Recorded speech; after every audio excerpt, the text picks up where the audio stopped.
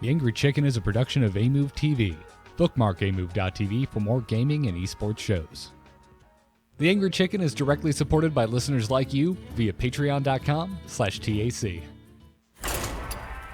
Everyone, get in here!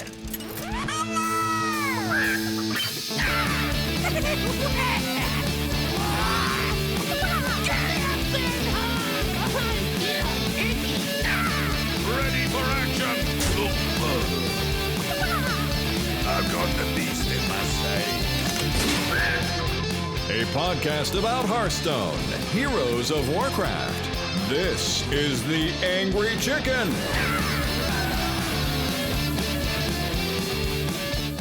We're a full week into it, but Happy New Year, all you chickens out there. It's a brand new episode of The Angry Chicken here for this shiny new year of 2019. I'm Garrett Weinzerl. Willie Dills Gregory is here. How you doing, Dills?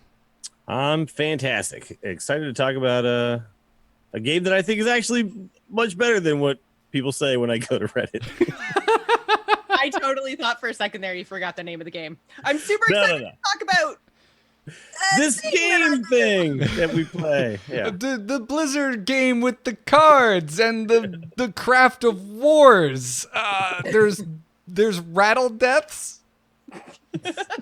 Also joining us. Cries of battle. Also joining us from Canada, or as I like to call it this time of the year, north of the wall, Jocelyn Moffat.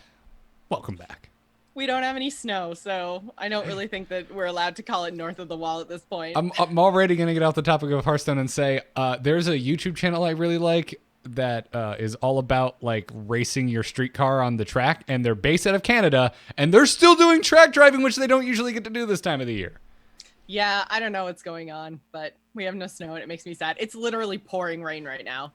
Well, maybe I'll survive my trip up there. Non-frozen rain? Yeah, non-frozen rain in January. It's ridiculous. I would just assume it's worse if it's cold and it rains versus if it's cold and it snows. Like Yes. cold water. Ooh, that hasn't crystallized. Buh. It's literally called freezing rain. No fun. No fun. I'm sorry to hear that. Sorry to hear that. But yeah, so we're back. We took a week off and enjoyed the holidays. So hope y'all didn't miss us too much. Also, had we done another episode right now, we'd be 3 episodes away from episode 300 and not know what we were going to do. So this gives us. We bought ourselves some time. Yeah, we got ourselves a little buffer. Seriously, we have no plans. It will probably be just a normal episode. Maybe I'll wear a tie, just a tie. We could dress up. Dressing up is fun. Mm-hmm. Yeah. Get my birthday suit and a guest or something. I don't know. We'll see. We'll see what happens. Yeah. But how was your break, guys? Dills, what have you been up to? You hit Legend again. I did. Yeah, I hit Legend last month. It was funny because, with a new expansion, I don't necessarily ever have plans to do that, to try. I just want to play a bunch of different decks. But it just kind of happened that once I was just like, okay, let's just play some Hunter. We know it's good, and just Hunter just gets you there. It's no matter what kind you're playing at this point, it's just good. It's really Deathstalker Rexar and Zul'jin. If you look at the cards, Zul'jin the most popular card from Rastakhan, with good reason. So yeah, I just stopped like memeing for like a week, or not even a week, like 2 days. And I got to Legend after that. So, and then once I got to Legend, then we memed it real hard. So in my New Year's Eve stream, I did my normal thing where I played decks like from the Tempo Storm meta snapshot. I just picked each month and I picked something in tier 1 from that month. So that meant that in the beginning I was playing like, really old decks, and some of them had a bunch of wild cards in them too and stuff. And it was funny though, because it made me realize that this is the first time I've done that where the meta was not that different. I ran into Odd Paladin pretty damn fast. It was like March or something like that when Odd Paladin became a thing, right? So, probably April, because that's when whenever that April, yeah. As soon as that expansion came out, that's when that became a thing, and then you saw it literally. It was tier 1 from then on. Still is, by the way. Yeah. Like looking at HS Replay, like it has been consistent pretty much all of 2018. Like your top decks, which I also think have something to do with maybe the cost of also crafting them, have been Odd Paladin, even Paladin on the back half of last year, and even Shaman just hasn't gone away. We like never mention even Shaman. I feel like it never gets talked about, but it has just always been a presence. Mm-hmm. Yeah, the odd and even thing is like I remember when they came out with these cards and I really liked them. But the more and more that they stick around, it's like, man, these types of cards, they make me wish that you could rotate things in and out faster. Yeah. Like certain cards, right? Certain cards that become like meta defining. Like, Death Knights, they're finally about to go away, but we're not going to lose Baku again, right? So we're just going to be dealing with that for another year. And the sameness of those games is, I think, what makes them frustrating for people. But it makes sense to me. So many classes right now are revolving around odd and even decks. Like that's the only viable paladin is either odd or even. Then shaman, they lost. Well, wait a minute. We're going to talk about the OTK one today. Well, yeah, that's true. But I guess most. If you're not playing the OTK, yes. But yeah, it just seems like, and I know hunter isn't odd or even right now. There's an odd hunter floating around, but still, it just seems like odd warrior, like odd rogue. There's just so many of like the most popular decks in the classes revolve around this odd or even mechanic, and yeah, it's getting boring. It feels to me like the issue is that there's not enough of a drawback to it, right? Yeah. Because if you never draw that specific card, the Baku or the Gen, there's literally no drawback because the hero power is so powerful in comparison to what your cards do that the not having odd cards or not having even cards doesn't feel like a drawback at all. When the cards first came out, you thought, oh my god, well, I can't play this card, I can't play that card, and it just turns out we're deep enough along, I think, in the card pool, especially at this point, right? There's enough cards that you can find something that does the thing you need to do, right? So, well, and even when they essentially remove cards from the archetype that were very strong, like what we saw happen to Odd Paladin right before, Call to Arms, but also Level Up. It's like cool. But Level Up was like, it wasn't like the core of the deck, you know what I mean? Yeah. No. Imagine if they made it so that, like, I look at it and I think of things like the 1-drops and stuff in Odd Paladin, or just like the neutral things like playing Fungalmancer, things like that, or Vine Cleaver. Like these are the cards if they had touched them. And I get like, it looked like Level Up was going to do a lot of damage to Odd Paladin, but it's just 2 cards out of the 30. You just pop in a couple of whatchamacallit bros that get big based on your board.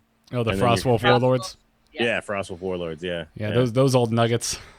Yep, but you get like 10/10s, out of them so easily. It's crazy. Yeah. It's kind of crazy. I mean, it slowed it down a little bit, right? Like the way I looked at Level Up was kind of the way I look at. My God, I can't remember its actual name. What is Flappy Bird's real card name? Slappy Bird. Okay, Flappy Bird.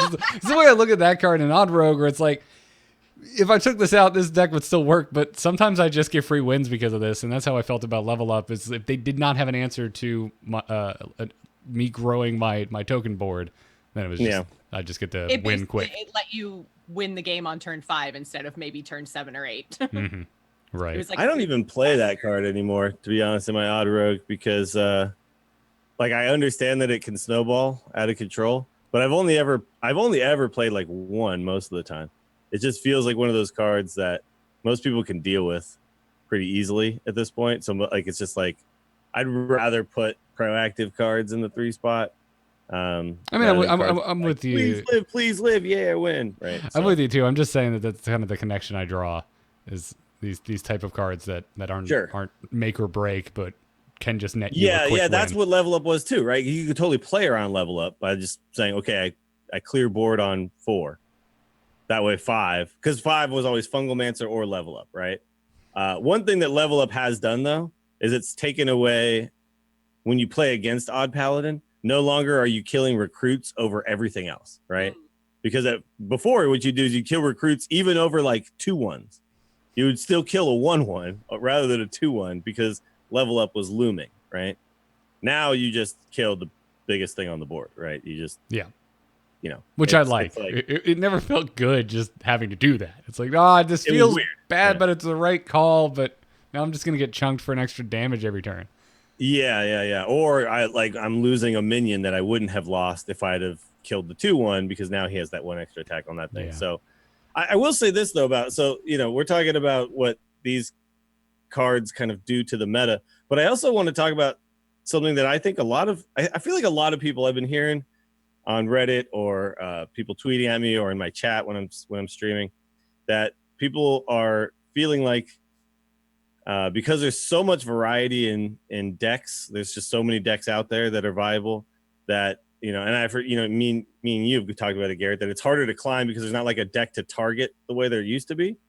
But I also feel like this is one of the coolest times in Hearthstone's meta history where unless you're playing Odd Warrior or something that's super polarizing on its own, almost every game has a game plan that you can implement to win the matchup that you're in, right? And I think right now understanding how to kind of go down the different path based on what you're playing against is so beneficial and so much more beneficial than ever has been. Like it used to feel like, okay, my biggest choice is picking the right deck. And now my biggest choice is when I get into a game, understanding how this matchup works, because there's so many different matchups and so many intricacies within each of those matchups that like game knowledge and understanding of how to utilize your cards and your mulligan and whatever is getting rewarded at a much higher rate than ever before. And I've heard pros talk about this too, that, it's like you look at like Firebat's stream, he was talking about playing Odd Paladin, but playing it like a value deck. And you're just like, what? And he's like, yeah. Like there's two ways to play. There's aggro and then there's value. And it's just like, you never thought about it being a value deck ever, right? You thought about it being a spork deck. Mm-hmm. But if you can understand how these matchups kind of work, you can see that, okay, there is a way to beat this deck with this unfavored deck if I just adjust my game plan, right? And well, it's like they fixed, because we talked about it a few months ago where the meta was like super polarized, and I feel like they kind of fixed it with the nerfs and the new expansion, right? Like they got rid of Odd Warrior notwithstanding a lot of the super polarized I win or I lose depending on who I queue into matchups. Mm-hmm. Well, Quest Rogue getting nerfed, and it's finally, I think, in a place where it's still a good deck, but it's one where you never feel like, oh, well, I just could never have won that game, right? It feels like you can always finagle something, like you can figure something out. And even now, like, so Leon Lewis and Chad just says they killed Druid. They didn't kill Druid. They just made Druid different. Still in there, yeah. Yeah, so now there's like Hakar. Basically, Druid is now a mill deck, but a very effective one. If you play either the Hakar Druid that OTKs you with the Soul Flare stuff at the end, or you could play still Togwaggle, right? And like they're very viable and they're super good right now in the meta because there are slow enough decks that those you could just beat all those slow decks, and then the fast decks you still have Spreading Plague and stuff like that. So it's just funny. It's just they've changed a lot of things to the point where I feel like the game right now I find super interesting. Every single matchup I log into, I'm like, okay.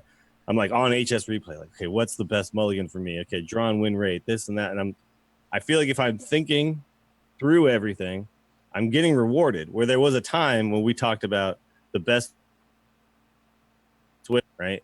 Nope. Push the button. Just keep pushing the button. If you're picking the right deck, you should be climbing. Now it feels like, no, I could pick out of 25 different decks. I could pick any one of these, and I can climb if I play the game correctly. And that's really cool to me. That's crazy. It feels like the way it should be. Yeah, it should be that way. But yeah, I think it's a hard mentality to embrace. Switch right? over to, yeah. Yeah, because we're so used to being like, this is a matchup game. Everything is just matchups and tech choices and things like that. And I feel like we're getting to a point where yes, there's still tons of RNG, yes, all that. I'm not trying to deny all those things, but I think more and more than we've ever had before, it is skill and gameplay and matchup, like understanding like the macro level of these matchups, not just like the mechanical level of each turn. Understanding like how your cards match up against theirs, all that stuff. It's gotten to a point where I feel like I'm playing chess more than I'm playing, Tiddlywinks or coin flip the game. You know what I mean? Well, and I feel like probably a lot of the people who are saying that they don't necessarily like this meta or like they're not used to the change yet, they're probably struggling with a lot of what I'm struggling with right now, which is like mentally when you go into ladder now, it's not like I can't get in there and say like, oh, I queued into deck X, so therefore, you know, it wasn't my fault. It was a bad matchup. It's like now, because it is so much about matchup understanding and deck understanding, and not even just understanding like your opponent, what they're trying to do, but also like what your deck can do and how to change like your play style around your matchup. It's like when I'm first learning a deck on ladder now, I pretty much go in and have to expect that I'm going to lose like 5 or 6 games before I really understand like how my deck is going to work, because there's so many like cool combos of cards and stuff going on now that a lot of the decks are a lot more complicated than they used to be like way in the early days of Hearthstone. So it's like you need to allow yourself that learning curve and understand that you're probably not going to do well when you switch decks right away if you've never played it before. So I think like that's the biggest thing I've been struggling with. Like I had an awesome first like 2 or 3 days on the ladder, and you know, I climbed really well, and then now I've tanked right back to my rank 4 again because like I was trying different things and playing around with different decks, and it's not as easy as just picking the best deck anymore. It's like the best deck that you also understand inside and out. Yeah, which we've advocated for in the past, that knowing your deck is very important. But I think the point you're getting at, Dills, which is we're just being more rewarded for that knowledge than we have in the past. Yeah, no, absolutely. I think that's really the key, is that like we need as a player, if you have a goal of say hitting legend, the goal now is not okay, wait for all the people to figure out the best deck and then queue it or queue the counter to it. Now it's pick a deck that can get to legend, understand all of its matchups, learn it inside and out, then go in and play it. It's just different, man. It's and it's gonna mean that it's gonna be really hard for a lot of people who are not used to this. And it was hard for me to adjust my thinking around this too, you know? Yeah. But after playing a lot of games last month, because we had, you know, an expansion, I played a lot of Hearthstone last month, and I just kind of noticed over time that it wasn't necessarily like, you know, I said at the beginning, oh, well, I just picked Hunter. Well, really what I did is I just picked the deck that I knew how to play, and Hunter happened to be it, right? So even though like I and thought, I've been totally avoiding Hunter because I'm like, I already have my golden Hunter. I want to like work on other things. That's how I feel about Paladin. Of course, they're ones that I, you know, don't understand as much. So yeah, that's exactly where I'm at right now with Paladin. I'm just like, damn it, I know I could climb a Paladin, but it's already golden. Sure. I think I'm approaching like 700 wins. I don't need those wins. Yeah. So I was trying all this weird stuff. I doing all this meta, like defining or bucking the meta type things, right? Playing the memes and, oh, well, you know, no one's really messing with this card yet. And it was just meaning that I went up to like 3, back to 5, all the way back to like 3 again, back down to like 4. Like I bounced around so much. And then I just said, I'm not even going to play the new Recruit Hunter that I think is the best. I'm going to play the Death Rattle Hunter with the eggs that I don't think is the best, but is the one I know how to play. And then with, you know, Undasta and a couple of other, like, you know, just small tweaks that we've had. Fine. It's still so good. Yeah. But the thing is, like, I just understood how to play it and how to, you know, how to mulligan and all that kind of stuff. And that's really what happened. Once I stuck with that, it just, like, Legend was pretty easy. In fact, when I got to rank 1, I just went 5-0 straight to Legend. Like, I don't even think I had a loss. Damn, dude. It was just one of those things where it was just like, okay, this deck is the right deck at the moment for me. Which normally, it's like you get to the final boss and you lose. Final boss, lose. Like that's just kind of always how it's been for me. Is like that last win is really hard, probably because of pressure. But it's just, to me, it's like this is a really cool meta because you can pick the deck that you like right now. And I think probably we should talk about this deck next week for a strategy. That Zarek's Gallery clone priest. That's what I've been playing. It's so fun. It's really good, and it's Zalay just hit rank 1 with it yesterday. I saw Wreckful, who hadn't played in like 2 years, was playing it and apparently hit Legends with it. Like if that's a deck that you find fun and rewarding, that's a good deck, right? Like you just have to understand how to play it, and it's really tricky to play. Yeah. But you can go in, you can be like, okay, well, I like Control Warrior, which makes you a horrible person. But if you like that, you can do it, right? Like you can pick the deck that is fun for you. I like milling people with Hakar. Well, that's viable, man. You can go to Legend with that. So I think that to me is like the healthiest we can ask a meta to be, right? Other than like the polarization issue. But if there's only one deck that's polarizing, that's probably a decent spot, right? Mhm. Yeah. No, I think the problem we had before was like 5 or 6 decks were polarizing. And they were And the most popular best. ones. They were all the best and most popular decks too. Yeah. So it wasn't even that, there were polarized matchups at, people playing crazy stuff. It's that the entire ladder was pretty polarized and nobody had a chance. Yeah, Yeah, you were which playing rock, paper, scissors. You could Yeah. probably go back and notice a peak on this show of us asking for a best of mode at that point. Because it's just like, damn it, I just want some type of control over my matchups. Mhm. Yeah. So I do also understand right now too that Hunter is definitely overrepresented, but I don't necessarily think that's because Hunter is just purely the best deck. In fact, if you look at like the highest win rates and stuff like that, it's not just all Hunters, right? It's I think even Shaman is the best deck right now. Overall, I think Odd Paladin and Odd Rogue are considered the Mm. two actual tippy top tier, right?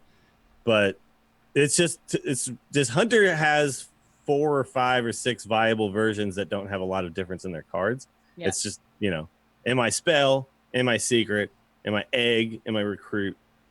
Like all of those work. Now there's mid range with secrets and master's call and friggin' dire frenzy. Like there's like so many different versions that it just ends up. It's like what Druid was, right? Where there's so many different versions. At least at this point, though, by turn 2, I usually know, right, what the Hunter is. Unlike Druid. Yeah, I mean, Druid, you're like, okay, I need like 8 turns to figure out what the hell is going on. It's turn 6 for me and turn 10 for them, and I still don't know what's going on, and I just got UI. All right.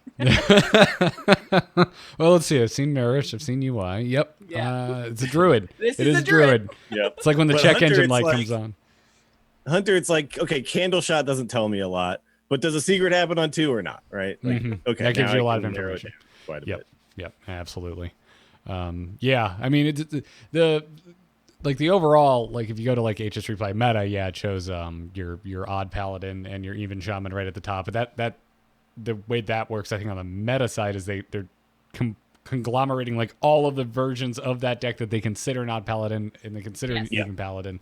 So that can be a little. You need to take that with a bit of a grain of salt because there's probably somebody out there doing something really weird with odd or even paladin that's probably bringing down its win rate a little bit and it's ruining the average. So I also like to look at like the overall games played. I mean, freaking Druid, the most played single Druid deck on here right now is a freaking Mechathune Druid with a 56% win rate and over 40,000 games played. No, it's good. Yeah. And the reason why it's good is because the Mechathune Druid is actually faster to get to its Mechathune than like the OTK Paladin. So they can Mechathune before the OTK Paladin OTKs you, right? Yeah. They can Mechathune a Warrior because Warrior never kills you. Yeah. Warrior just tries to not die, and Mechathune don't care about how much armor you have. So it's like, even then, there is viability. Druid is not dead. It's just different, right? So, It is different. So what do you think the next, here's where my brain wants to go is, what do you think the next class is that has too many viable options? Like who's at danger of suddenly being like, oh god, there's like 5 different versions of this and they can all climb the ladder? Is it Paladin? Because Paladin's it already is Paladin, sitting. probably. They're already sitting on 3. But Paladin, instantly because they're either odd, even, or not. And when they're not, then you're like, Yeah. okay, it's OTK. And you know that on turn 1. That's fair. That's fair. Do you Yeah. do you think there's a universe where we get a more traditional control Paladin after the reset, maybe a more traditional mid-range Paladin after the Yeah, I don't rotation? know. Hey, man. without I think- knowing the expansion, though, right? Like, Yeah. Yeah, that's a good point. Like, we know we're going to lose like Death Knights, right? And so losing Death Knights opens up other classes that had bad Death Knights, I think, in a way. yeah. Oh, Because- for sure. Yeah. Because right now, like, Death Knights just define like, okay, there's like 4 classes, 5 classes that actually have good ones. I'm surprised how little Jaina is out there right now, by the way. Mm. I've seen some big spell mages, but they're definitely not prevalent for sure. But I feel like Jaina was like right on the bubble of Death Knights. Like she was good depending on the meta, which I feel like they probably all should have been at that power level versus like a Gul'dan or a Rexar that's just good, or like Thrall who's just bad. Well, Like, I but feel like Jaina's Jaina good in was a where, minion heavy meta, right? Where yes. there's lots of minion play on the board and not Yeah. in an OTK Well, meta. that's what I mean. Yeah, Yeah. she's good depending on the meta, and I feel like that's the power level they should have aimed for with all the Death Knights. So yeah, they should have brought Yeah. 4 of them down and 4 of them up to end up where Jaina is. I think she's good because she's on that bubble. It's certainly hard to accomplish, and it feels like they got to sure. like have revisionist history a little bit with what happened with Odd Warrior. It's like Warriors had a real crap Death Knight out the gate, but it's all right. They just made him a better Death Knight in the form of Dr. Boom. Yeah. That's true. Yeah, I Well, know, they did right? the same with Shaman, right? When they brought out Hagatha.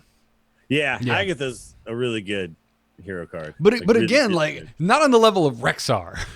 Yeah. No, but if you get into, I've had a few games where I'm Rexar and then they like the even shaman turns into Hagatha and the Hagatha wins Yeah. because they just Infinite play nothing but hexes. minions and then they get like bloodlust and they get hexes and they get, you know what I mean? There's randomness there. That There sounds, is, but there's Well, randomness in there the is. Rexar sounds a one, little too. personal. Like every time it's Hex. It's always Hex. Well, no, but like Rexar's random too, and you know, like sometimes you roll good beasts on Rexar, sometimes you roll good spells on Hagatha, but it feels like In the long run, I feel like Hagatha tends to win it. Weirdly. yeah. Well, you know why I think probably is because Rexar makes one beast a turn and Hagatha can make like 5 spells in a Yeah. turn. You know what I mean? And it's just like the value overload is just so much. And turns out Shaman actually does have some good spells now. Mm-hmm. Rain of Toads and things like that. When that happens, is pretty sick.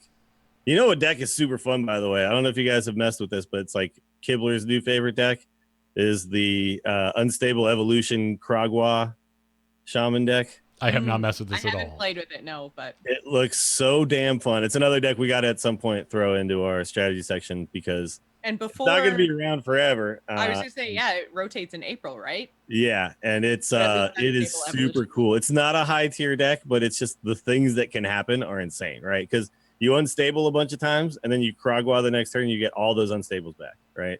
All the And echoed ones.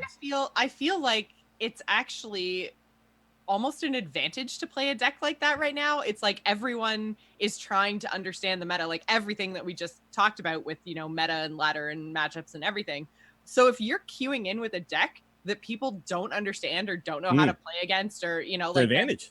yeah, I think it actually is a competitive advantage right now to be playing something that's a little kind of crazy, because then they're like, oh my god, what do I even do right now? I guess Sure. I How tried. do I mulligan against this? Yeah. Exactly. And you, as the player playing the weird thing, know exactly what your opponent is going to do and know what their, you know, best, I guess, strategy would be against you. So then you're able to counter them a whole lot easier than they're able to counter you when you're just being crazy.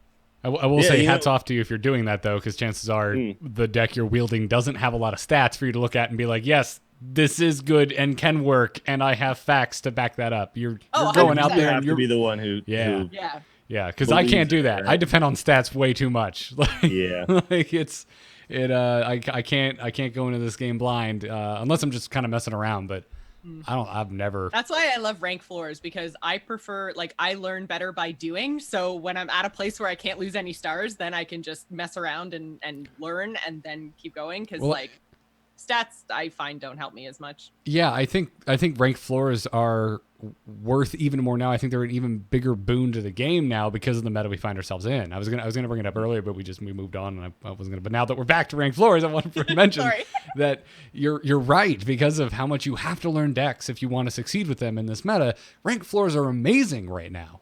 I'm stuck at 10, everybody, and guess what I'm doing? I'm learning. Yes. That's what you say. That's what you say when you suck at Hearthstone right now. Like me, you just say, I'm learning, everybody. I'm learning. Well, and the I mean, one that's thing is viable.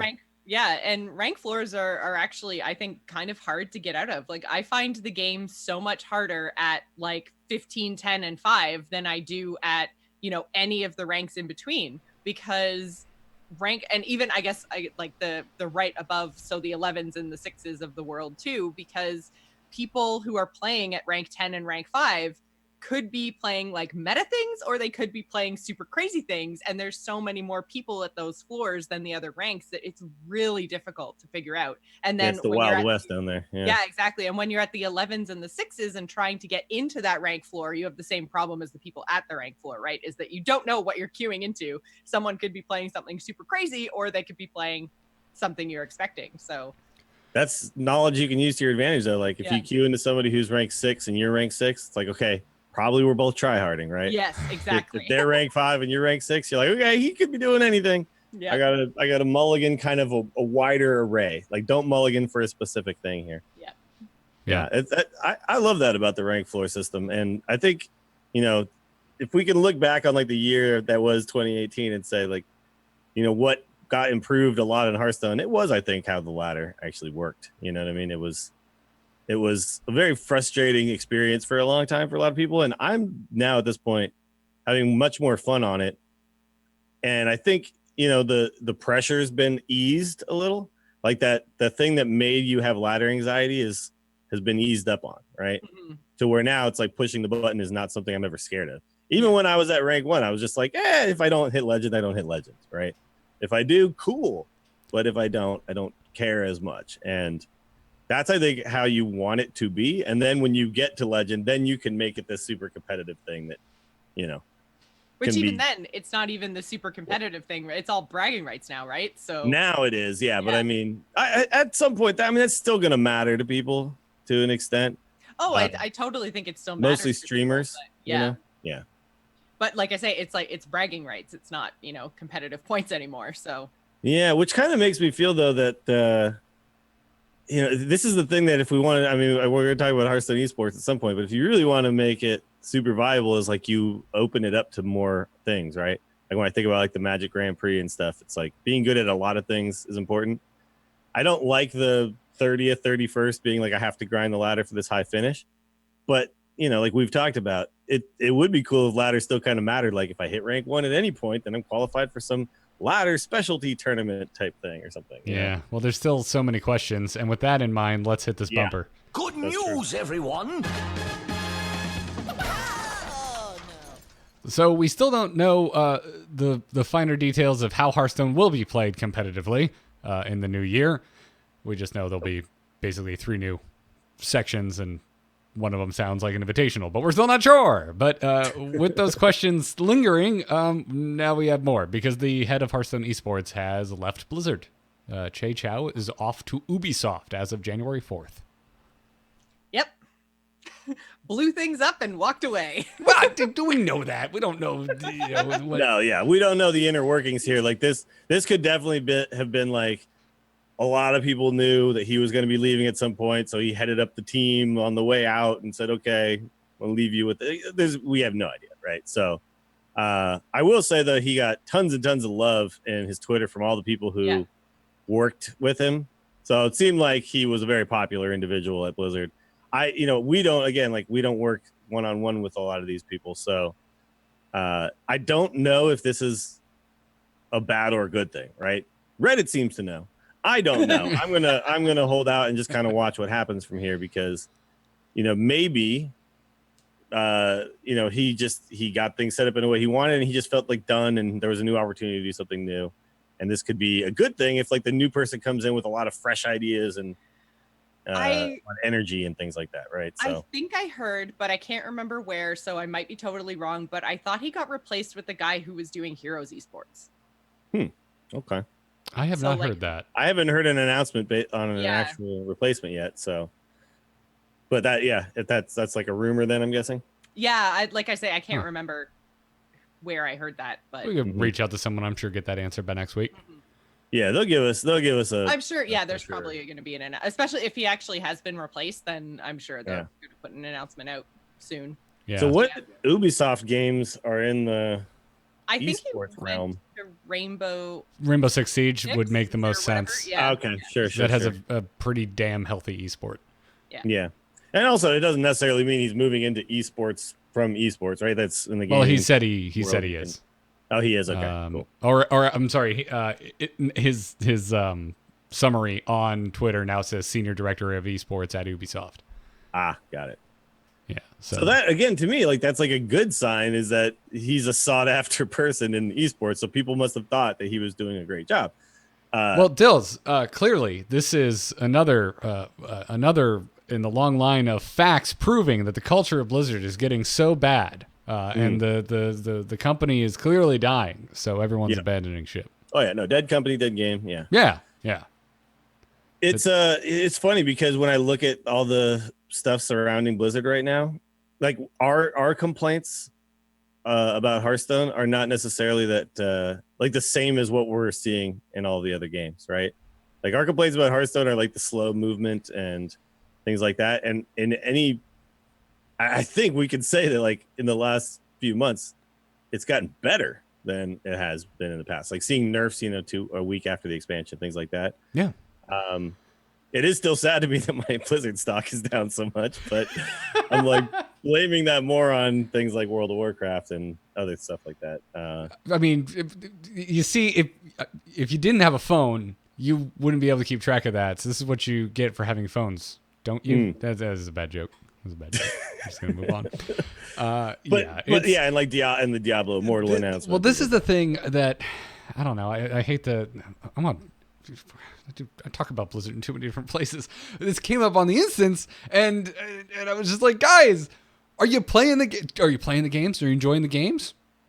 Cool. Then it's good. Are you not? You don't have to keep playing them. It's okay to take a break. It's okay to take a break. Not everyone has the main games. If anything, I may be more inclined to stick with a game I'm not enjoying because of what I do for a living. Take what I say with a grain of salt. But if you're at home, this is what you do as a hobby. What are you doing if you don't like the game? Yeah, it's pretty simple. You just play another game. Or go outside. That's another option too. Well, with Hearthstone, you can do both. Let's not get crazy. Well, hold on. Yeah, okay, settle down. I can go outside I can play Hearthstone, and soon I'll be able to go outside and play Diablo. There you go. Yeah. According to the internet, I'll be the only person playing Diablo on my phone. But yeah. When I look at this news, I know a lot of people want to, say another nail in the coffin. They want to, keep like kind of hammering home that. But I feel like what that is taking information and using it to further your already decided upon opinion, right?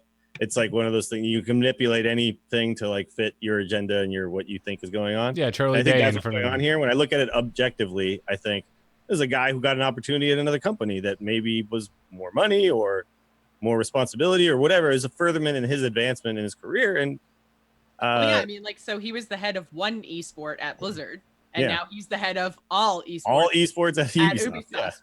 Yeah. Like, why would you not take that opportunity? Yeah.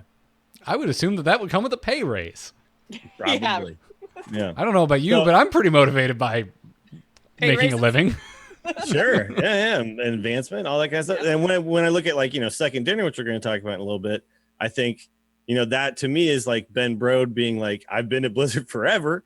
I want to make a new, fun, exciting thing for me. And to me, it's like you can look at these things in one way or another. It's just how you spin it or how you think about it, right? And it's not always what you think. And I think a lot of times that's what a lot of people on the internet kind of forget, is when they're talking about things, is they've decided Hearthstone dead game. So then they hear Shay Chow's leaving, they go, haha, see, I told you. But if you're like, someone who understands the inner workings and everything, you could say like, well, this is great because this is not only a better spot for him, but now there's somebody who can move into his spot who is advancing from somewhere else too. And it opens up the possibility that, like I said, like they have new, refreshed energy around it, new ideas. They can take it in a new direction. I think it's exciting, and I'm kind of encouraged to see where things go because, like, again, it's odd timing, yes, because we still don't know what's happening. And so, like, a new person comes in, and then you're like, okay, better tell us quick. Yeah. Time to get your footing, but I'm just a wait and see kind of guy when it comes to stuff like this. Yeah, I mean, I am concerned for the future of Hearthstone esports, but to be honest, if it was going to stay the same, I wouldn't be that interested. I was real burnt out by the end of this year. Like, Hearthstone esports were continuing, and I'm like, I don't care. I don't want to watch Druid for the 132nd time. I'm done. I'm out.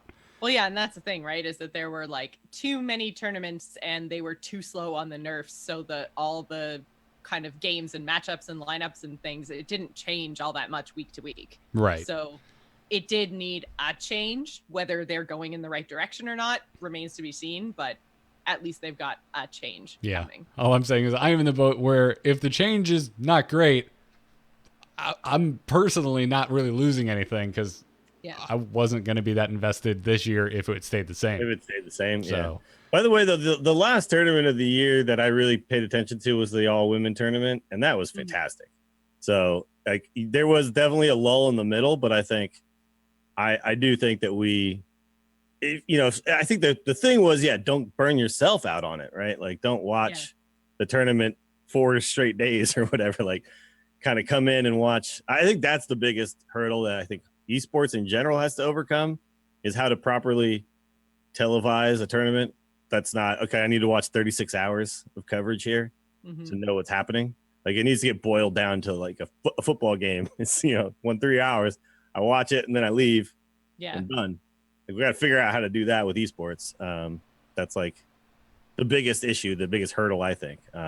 it's something funny that like because a lot Overwatch of is kind people- of tackling, but Yeah, a lot of people seem to want to watch things live, but if you could take like 12 hours of a tournament, like say, Friday's results or whatever, and boil it down to a 3 to 4 hour thing they showed on Saturday, and then Saturday games 3 or 4 hours they show on Sunday or whatever, like that would be much more digestible. But then it's not live, and it's like, well, how do you really kind of balance that? It's also that consumable? Yeah, it's also And more it's probably expensive to been do. spoiled because of Twitter. Well, yeah. I mean, you could control that if you didn't have an audience, but then you don't have an audience.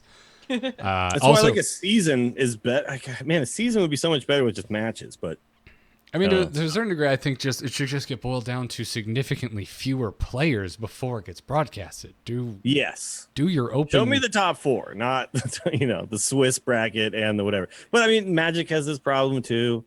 Pretty much any tournament-based kind of esport has this. Tournament-based real sports have this problem too. I think about like pool tournaments that I watch, because I watch a lot of pool tournaments on YouTube and stuff.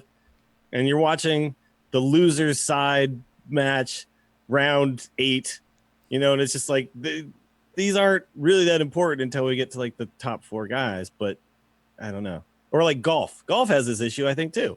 Like, I watch 4 rounds of golf.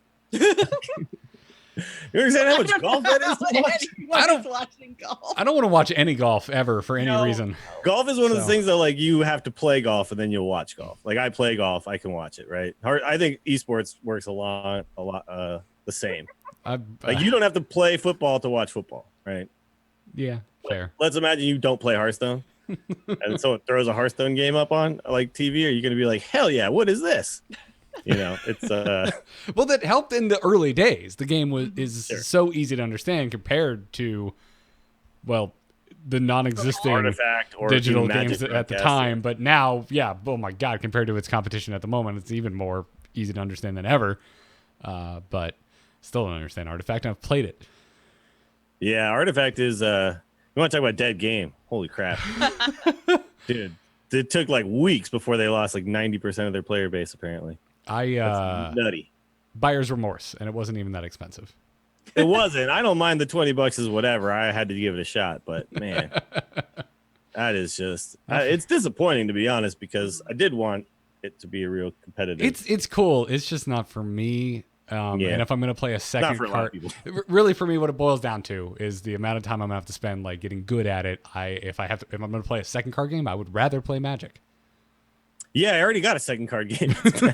Yeah, that's kind of what it comes down to. For my third card game, it's probably going to be Eternal or something along those lines. Yeah, I still want to try Eternal. Like, you and everybody on Twitter is like, Garrett, you play it. Why aren't you playing Eternal? It's good. It is good. I'm like, I don't know, time. yeah. I only have 24 hours a day, and I spend 8 of those sleeping. So Exactly. Yeah. Hey, we mentioned second dinner, which seems like 30 minutes ago already, but we did get some second dinner news. It's Hearthstone adjacent news, but considering how many damn times we've had half of this development team on the podcast, we are going to talk about things that they come out and say. And Ben Brode and Hamilton Chu and Young Woo and Jamaro Kindred and everyone else I'm forgetting. I think there's like one more person whose name I forgot. Mike. Yeah, Mike, there you go. Their new studio, Second Dinner, has announced what they're working on. It is a mobile Marvel game, and they just secured a $30 million investment from NetEase. Yes, that NetEase. The NetEase that's making Diablo Immortal. Well, and I mean, you guys can poke as much because I saw this as soon as they got the investment from NetEase. Like the internet was just like, oh, blah blah blah, stupid, blah. We hate them. They're like the biggest game company in the world. Like, Yeah. Well, and they're from China, which means they're money from is China. not an Yeah, issue. exactly. Yeah. They have like they're up above like most internet companies when it comes to how much money they control. Like, it would kind of be hard. And they also have like I think since like 2014 or 2015. They have a program at NetEase where they invest in indie development companies, which is exactly what Broad is running now as an game company. So, I mean, the fact that they're throwing like this, I'm pretty sure is the biggest investment that they've made in a Western indie company. And it's amazing. Like, I'm so glad that this happened. I'm so happy for the Second Dinner team. And yeah, it might be a mobile game. Yeah, it's a Marvel title. So it's not like I know personally I was really interested to see what they would come up with in terms of like a new IP, like something just that team thought of, I thought would be really cool to see. But at the same time, this is a good jumping off platform. It's a huge investment. It's going to let them grow their team. It's going to let them make some money, and then they can go and make what they want. I think it's fine. It's great. Yeah, I have the same feelings. I mean, NetEase has been around and been involved with Blizzard for a long time. Suddenly, a mobile game gets announced that people don't like, and the pitchforks come out. But exactly. Much People like don't like a game they've never played, by the way, which is, I think, we got to make sure That's we a whole other issue. point Yeah. that out. But no, I mean, I don't know if people expect that they were going to be making like another like a PC only super in depth. the thought had occurred to me because I was like not surprised by any of this. I was like, yeah. The only thing that surprised me was Marvel. I had no idea they were going to go with like an existing IP type thing. Right. I thought maybe they were going to come up with their own new thing, but it makes sense as a brand new company to not with a small development team to not have to then develop an entire like world and history and lore background, right? Like, no, I mean it does make sense. It's just that the what they were saying publicly upon the foundation of Second Dinner made it sound like they were already working on something. And so I go, Sure. okay, I guess you just have an idea for a game. they had like the systems and the things that they wanted to do, but Exactly. maybe not like the names of the characters, right? So Right. So yeah, no, if they're gonna do existing IP, I don't know. Marvel is pretty much the most excited I could be beyond Star Wars. yeah, it seems pretty healthy to me to have that many characters at your disposal, right? So Yeah. Well, and I mean, it means that a company the size of NetEase, in partnership with a franchise as big as Marvel, totally trusts Broad and his team to make an amazing game. So I think this is good news all around. I Yeah. think. there's tons of crappy little like Marvel card game RPG whatever things and like Star Wars stuff on your mobile phone. So I hope that what this means is that we're gonna get like a good one that's actually fun to play and everything. Like that isn't, buy $100 worth of coins and now you can advance past whatever. Like I'm hopeful that we got guys like this that we know can make really quality games that make something really quality within that space, because I think what the problem a lot of people have with mobile games is just what we've seen so far, right? And Hearthstone to me was one of the big steps forward in mobile gaming. Was like, no, you can have a game of this quality on your phone. And I don't have very many games on my phone anymore because every time I download one, I just delete it because eventually I just get bored of it. And Hearthstone has just been on my phone ever since I downloaded it, right? So Yeah, I feel whatever like they make is the same way. I feel like the original mobile model was basically like the play for 10 to 15 minutes and then you have to either wait or pay money. But I think that Put it back in your pocket, right? Yeah, And like but I later. think that there's a lot of companies now that are going more along the lines of, the pay $5 or $10 and get a full experience. So I think a lot of people are also making assumptions around what Second Dinner is going to do. That, yes, they said it's a mobile title, but they didn't say it's a card game. Mobile title doesn't necessarily mean bad. This could be something that we go in and either, it's like Hearthstone where you can sit there and earn and do quests and get gold and buy packs, or you can spend money, or it could be something more along the lines of just like I pay $15, like, or I guess $10 or whatever that Mario title was from Nintendo. And it's basically like you pay the money and then you play the game, period. Like mobile doesn't necessarily mean what it used to 5 years ago. Yeah. No, I personally not usually a big mobile gamer. I don't tend to get excited for it. This is the most interested I think I've ever been. If this was any other studio coming out and said, hey, we got an investment from NetEase and we're making a Marvel game, I wouldn't give a crap. But because it is that has the talent behind it that it does, I'm actually paying attention. So, be keeping an eye on it. I just hope the art's good. All the Marvel games that are currently on the mobile like App Store and whatnot, everything looks like a plastic, cheap like action figure. The art style's kind of boring. No. Anyway. I imagine we get art because of who's doing Jamaro. the art. Jamaro. I have so much faith in him. Yes. Y'all, if you haven't, go check out Jamaro's portfolio online. I know he has a DeviantArt. I wonder if he has a newer, more up-to-date site or not. I don't know. He got some good stuff, though. Before we get into strategy and talk about OTK, DK, Paladin, which we've been basically trying not to talk about all episode, let's thank our sponsor for today's episode, which is Away Luggage. They're back for 2019, sponsoring the Angry Chicken, which makes me so very damn happy. You can check out their offerings of awesome luggage over at awaytravel.com/TAC. If you use the code TAC at checkout, by the way, you'll get $20 off your order. And if you haven't heard of Away Luggage yet, all three of us here on the Angry Chicken have Away Luggage. They were kind enough to send us some carry-ons. And both the regular size carry-on and what they have spent a lot of time in research meetings coming up with the name of the bigger carry-on have internal batteries. So anything you have that is powered or can be powered or charged by USB, you can recharge that sucker with your freaking luggage. It's great. Especially because I just got Smash Brothers on the Switch. So yeah, next time I'm traveling, that Switch is going to drain. But they've also got other great features. They have a TSA-approved combination lock. They've got an interior pressure system so you can smoosh the air out. They've got free shipping within the lower 48 states. They have a 100-day trial. So you can just try it out, and if at any point you're just like, not for me, you can return it for a full refund. No questions asked, and it has a lifetime warranty. On top of all this, as I already mentioned, you can get $20 off a suitcase by going to awaytravel.com/TAC and using the promo code TAC at checkout. Again, go to awaytravel.com/TAC. Get $20 off a suitcase when you use the code TAC at checkout. We thank them for their support. We thank you for going to that URL and using that code. Now, let's talk about OTK Paladin. Hit it very hard. Wanna blow something up?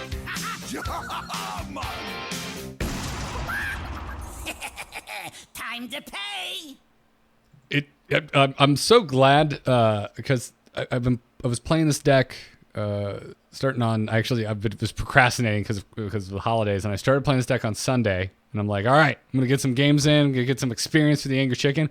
And Josh, I had this issue where I was winning before I got to actually summon all 4 horsemen. It's a real problem with this deck. OTK to win. It can win lots of different ways. So it's a really, really strong deck in the meta right now. And the list that we've posted is the most popular version. But there's definitely a lot of room within it to tech it the way you want to tech it, right? My personal version removed the Thakal and put in the second timeout because I found that more often than not, I just needed one more timeout to get the actual quest done. And then there was games where I didn't really need to do the quest. That timeout was just like how I don't die against aggro. So wait, when you're saying quest, do you just mean pressing the hero power until you get all the horsemen? So, yeah. Yeah. We should just talk about what the actual OTK involves first, for people who don't know. But essentially what you do is you get to a point where you've played the Death Knight Uther. Mm-hmm. Then at that point, what you'll do is you will hit the hero power, and then there's 4 options, right? So once you get your first one, you're always going to 100% get something that you don't have, and then you bounce it either back to your hand or you Zola to get the golden copy of it into your hand. Now you have a 2-mana 2/2 that you can then play out at any point, right? Then the next time you have a 75% chance to get a different horseman, because basically if there's one on the board already, we'll always summon a different one. But if there isn't one, then it's just a completely random out of the 4. So second one, 75% to get a different one. Then you bounce that one. If you get the different one, then it's 50-50 to get a different one at that point, once you have 2 in your hand, right? So the odds are pretty good to get it done in 4 turns most of the time. I mean, it happens to me in 4 or 5 turns, I'd say almost every single time.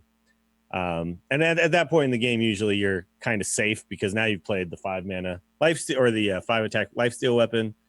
You've got still things like timeout at your disposal at that point. So, sometimes, yes, I have had bad RNG where I just keep rolling the same damn one over and over again.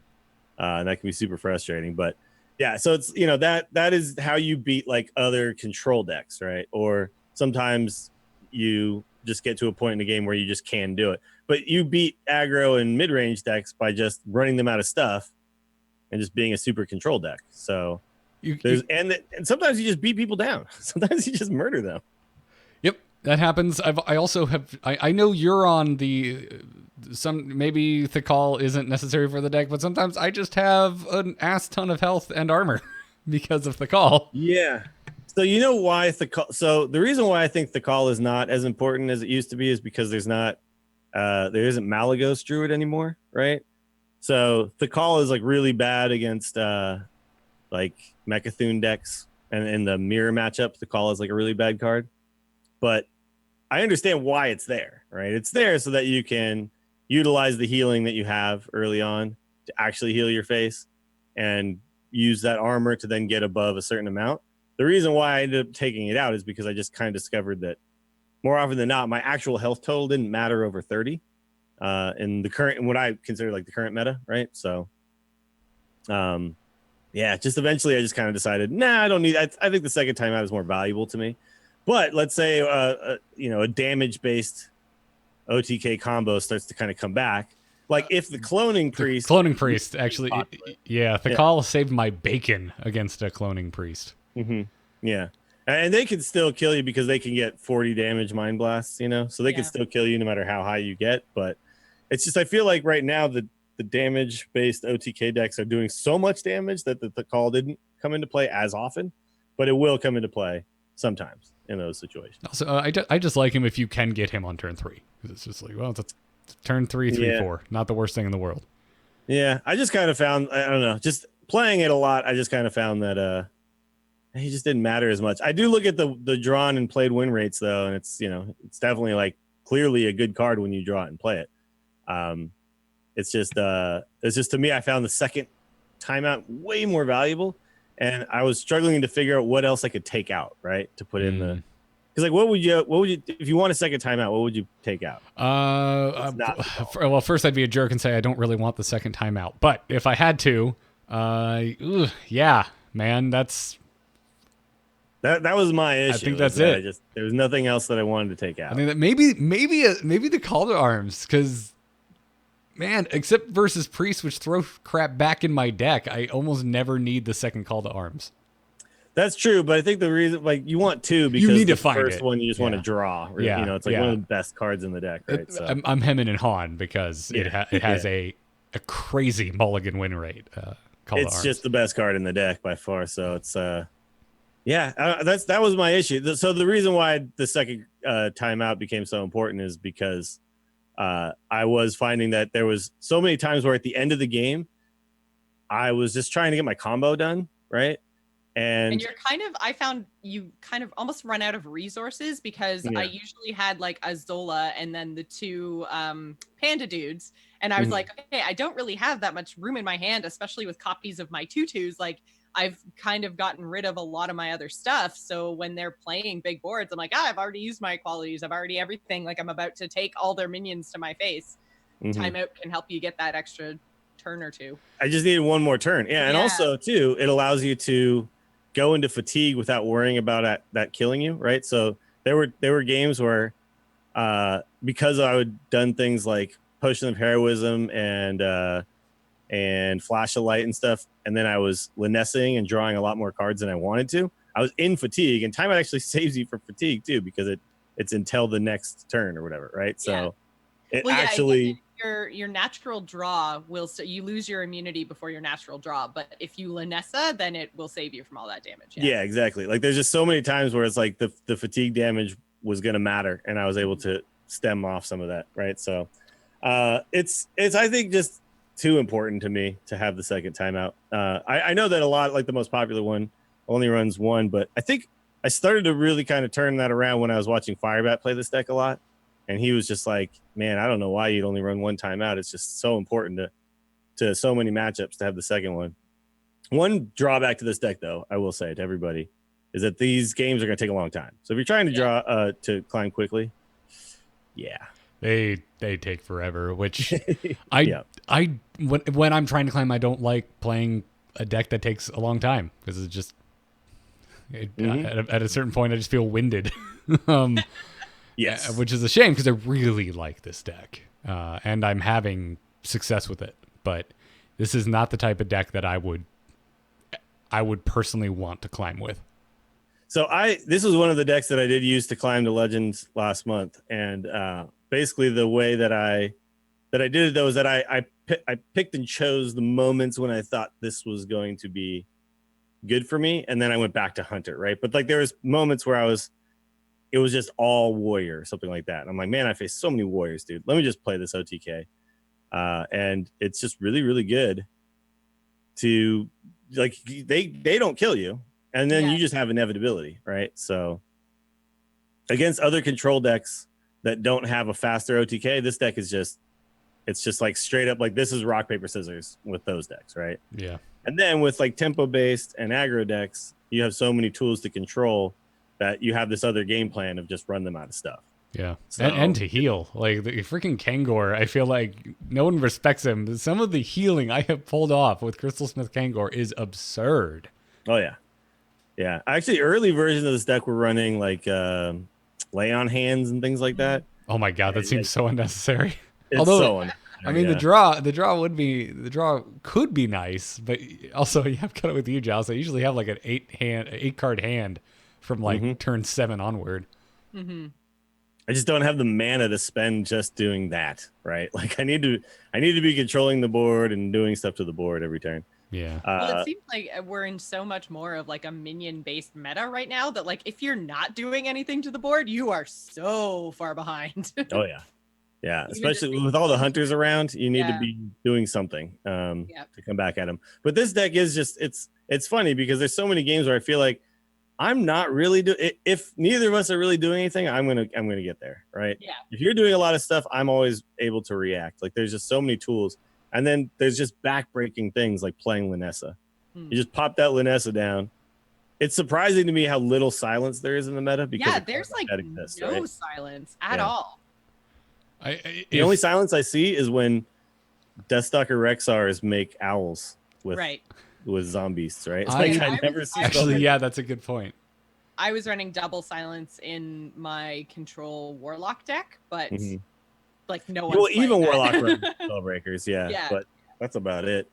It's and I don't see that deck very much. So no.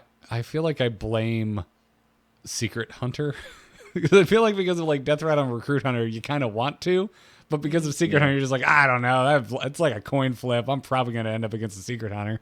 There's a lot of matchups where silence just sucks, right? Yeah. It's not going to do anything against like an odd paladin or an odd rogue or. Although I do like it against the clone priest because you can silence their Malagos or their Velen instead of actually killing it, and then you can. Then they can't res and have a bazillion of them.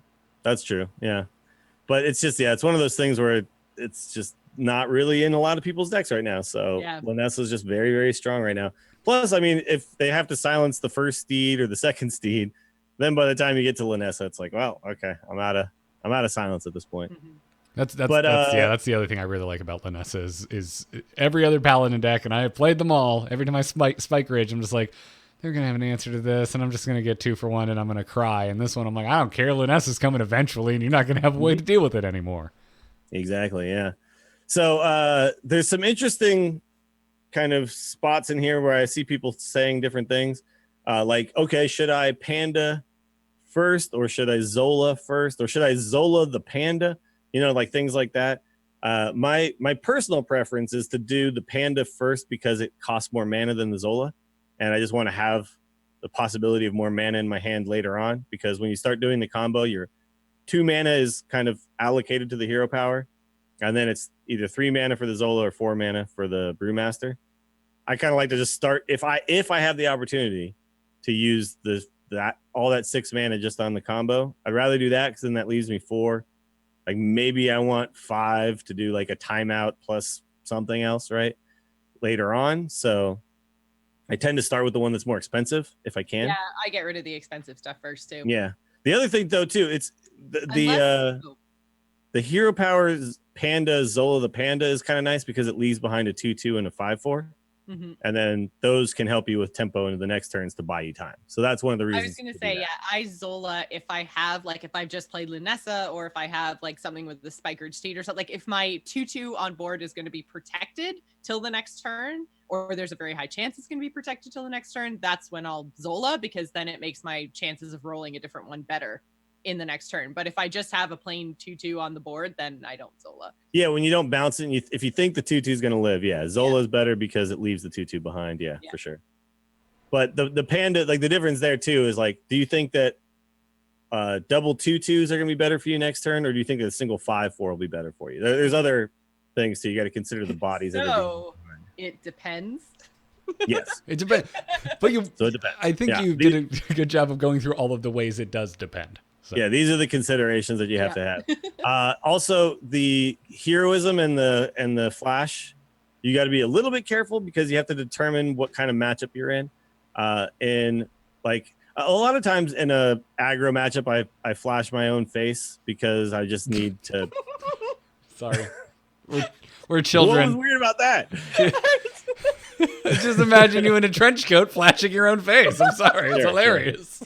But it's just like I need a health more than I need like the card draw later on the Lanessa oftentimes in those matchups, right? So it doesn't normally come down to those, but like let's say you're in a fatigue matchup, you might want to flashlight your own face rather than the minion just because you don't want to draw later into fatigue, right?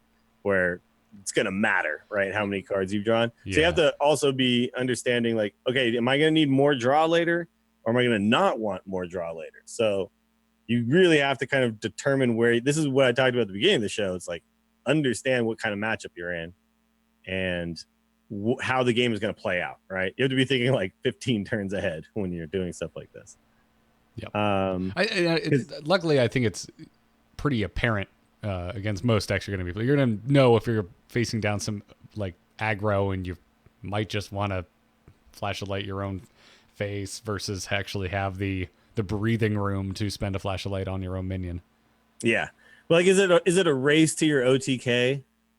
Because let's say you're facing like Mechathune Priest, which is a horrible matchup, by the way. But in that scenario, it's a race to the OTK, right? So you never want to flash your own face because you want to draw as many cards as possible.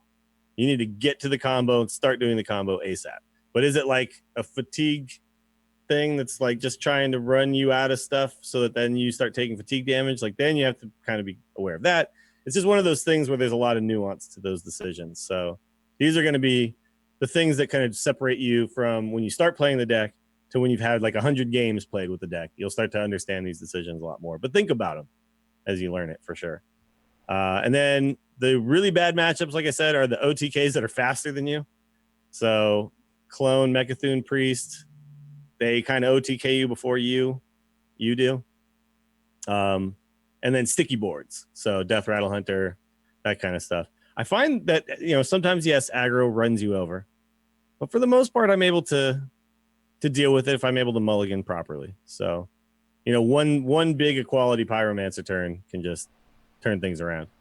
And then you just win from there. So there's so much damn healing and so much stall in this deck. Like, it's when you play against it, you're always kind of like racing to get them before they just get to that stabilization point where you're just like, nope, can't win, can't ever get through, So you always kind of need to think about where you're at in that matchup. And then the other point I wanted to make is that this deck is really good right now because Druid is pretty rare, which all the Druid decks are actually really good against it. Mm-hmm. And Warrior is like a free win. So get out there and get them free wins. As someone who really hates Warrior and is sick to death of Secret Hunter, I love this deck. It's great, man. It's really cool that this actually finally did become a thing because ever since the Paladin Death Knight was around, people have been trying to make it work. It's just never really had its time, and it's got this sweet 4-month window where it's going to be good. Well, yeah, I think timeout is a big part of that too, right? Yes. It's just being able to buy those extra couple turns right at the end. And so I don't actually have Shirvala, and I haven't had as much luck with this deck, and I'm wondering if that's why, because I just swapped out Shirvala for Tyrion, because I was like, it has Divine Shield and Taunt and Stall and stuff. Maybe this will help. And I've had like half decent luck, but I think I'm right around a 50% win rate. Like, how important are all of the new cards to the deck? Shirvala is really, really good in this deck. Yeah, it's hard. It's hard to make a case for Tyrion over Shirvala, especially because you're going to want to Uther, so you're already going to have that 5/3 lifesteal weapon. So you're not. I would probably not put in Tyrion. I'd put in the second timeout or the Thakal with 2 timeouts. I think Tyrion is just right now. It's an awkward card for this deck because it gives you a weapon that doesn't have the lifesteal on turn 8 sometimes, where then you just replace it on turn 9. So it's just, I don't know. It's an expensive card that's not as good as it used to be. It's weird to say that Tyrion's not as good as it used to be. It's very weird. But it just is. It just isn't as good. I don't know. Yeah, but that's all right. He's still alive and well and even Paladin. That's true. Yeah. The other thing you can do too, Joss, is you could put in second potion of heroism and just draw more. But yeah, I think sometimes I find like if I don't get Uther by 9, then I'm like, like I need to be making my 2/2s by now. you just need to be draw with this deck for sure. Yeah, and that's where Shirvala also helps because of the 7 heal off of his lifesteal. 14 often, right? Yeah, well, if you've got you get something again, so yeah, and if you have. And oh my lord, if you have Kangor on the board, woo, Christmas! Oh yeah, I know it's over, but it comes back every time you get to hit Shirvala and Kangor's on board. Yeah. One thing I will say too, by the way, is you can Zola Shirvala in matchups where you just need the healing, and I know it takes away your OTK, but a lot of times, like as long as you just don't die, that's better than saving an OTK. Like to die the next turn. Doesn't matter if you had the OTK or not, right? Like you can oftentimes just win through attrition at that point. So I've had a lot of games where I've Zola'd my Shirvala and just healed for 14 in a turn, and then 14 again the next turn because I still have them around, right? So it's probably too good of a card to really say that you can replace it with something else. But if you had to, more draw or second timeout with the call, probably the best options. I recommend crafting a golden one because I opened one and it's beautiful. He's a beautiful, beautiful boy, and you should craft him. I don't even have the dust to craft the normal one, but I should craft the golden one. Okay. I mean, you got a lot of other goldens you probably don't use. Just saying. Never dust the goldens. Just saying. God, what's wrong with you? It's like don't even know you anymore. Yeah, it's that card I think is gonna have a long lifespan. Shirvala. It's freaking cool, man. I love that card. I like him a lot. It's a good card. Anyways, keep an eye out, patrons, over at patreon.com/TAC, because we post the deck list for the following week's strategy segment, and then you can also ask us questions on there that we will ask or we will answer on the next episode. So go check it out, patreon.com/TAC. Now let's move on to a crazy game story. Has the whole world gone crazy? You're in trouble now. You got it!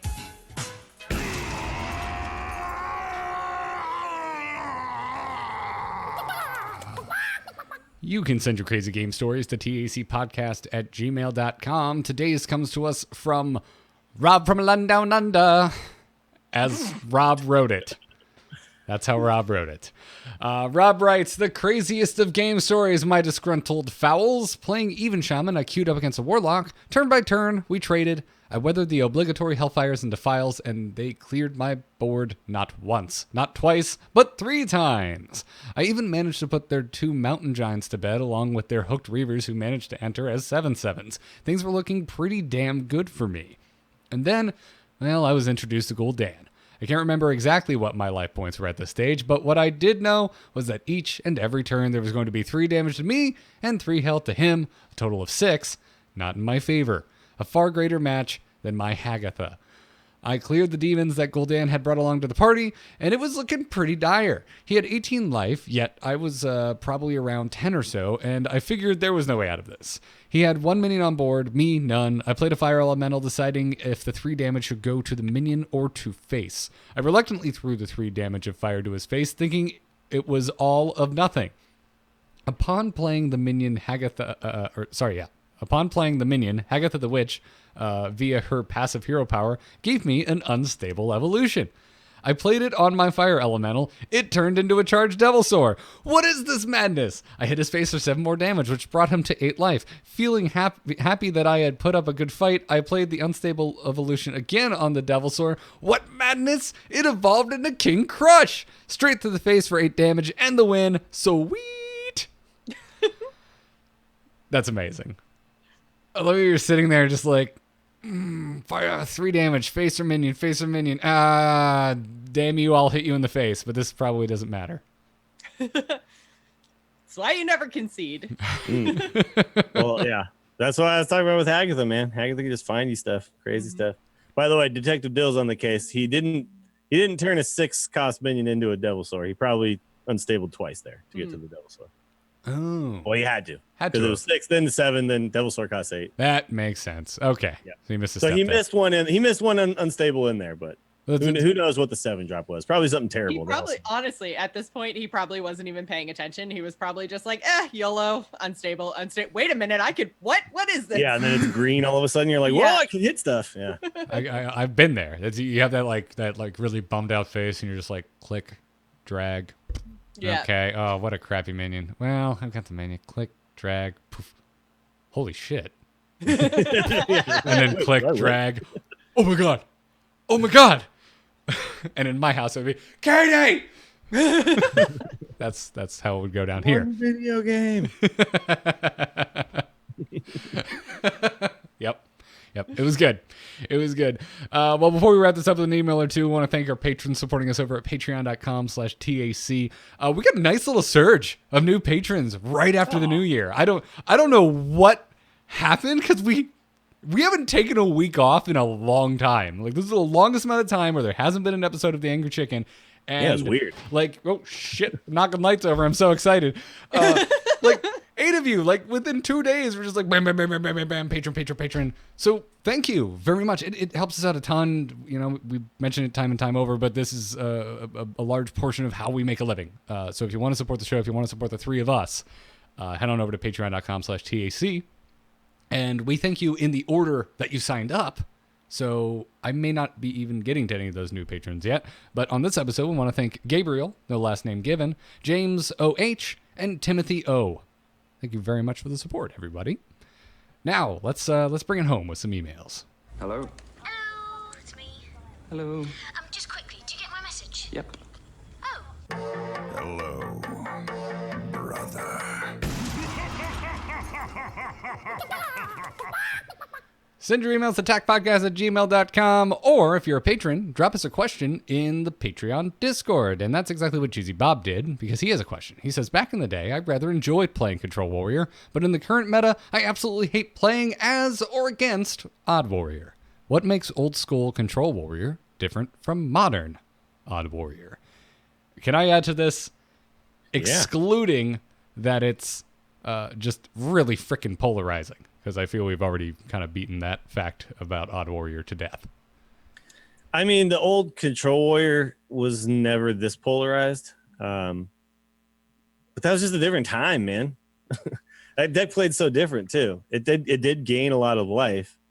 But it also played a lot of bombs, right? It actually tried to kill you with, like, Ysera and Ragnaros and stuff like that. So, which it's funny that you mentioned Ragnaros, because for me, that's the biggest difference, is that in the current iteration of the most popular Odd Warrior, I believe Quest Warrior is the most popular Odd Warrior deck. And to me, that's kind of where the big difference in gameplay comes, is that you're playing a whole lot of like high health, low attack taunts. You're playing them all the way through the game.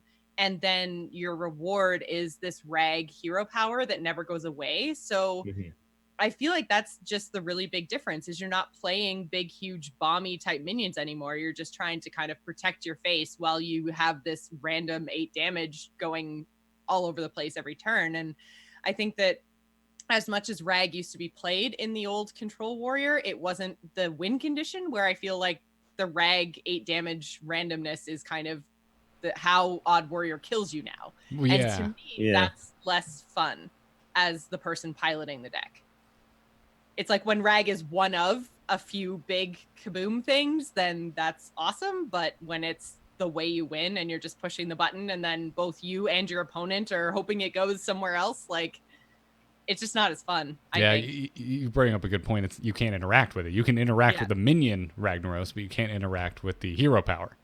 Yeah, you like the only thing you can do when you're playing against it really is go wide, and then if you're playing as it, you're trying to clear the board and then do your ping. So I don't know. It just and going wide can punish you against this deck because it has brawl and reckless flurry. So you go wide, and then it goes okay, well not anymore, and I still have hero power. So and I feel like that feels a little bit less like the game is in your control and it doesn't matter what side you're on. Like it's that random factor for me that makes the deck not as fun.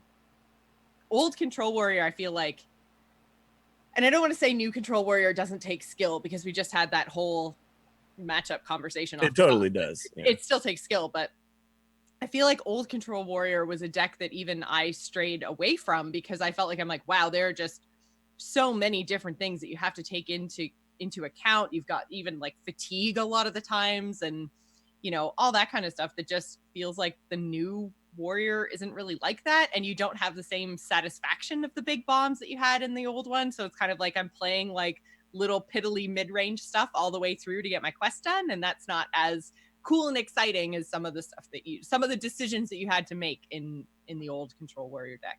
I think honestly the biggest difference for me is just gaining 2 life a turn or gaining 4 life a turn.